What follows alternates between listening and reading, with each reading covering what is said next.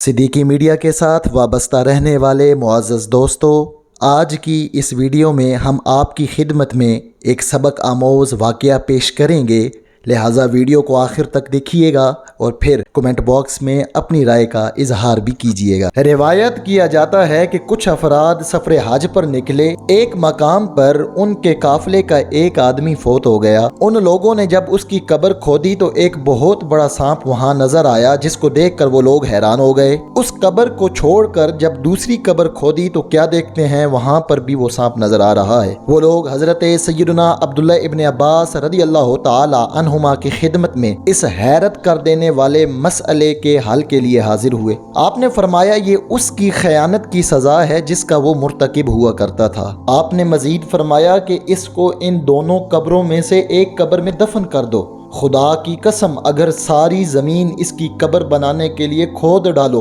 तो तब भी यही सूरत हाल होगी। बिल आखिर लोगों ने उसे एक कब्र में दफन कर दिया। वो लोग वापस आए तो उसका सारा सामान उसके घर वालों के सपुर्द कर दिया। उसकी बीवी से उन लोगों ने सवाल किया कि उसके आमाल के बारे में हमें कुछ बताएं, तो वो कहने लगी ये खाना बेचता था तो उसमें खयानत करता था, उसमें से कुछ घर के लिए निकाल लेता तो जो कमी हो जाती उसको पूरा करने के लिए इसमें मिलावट कर लेता।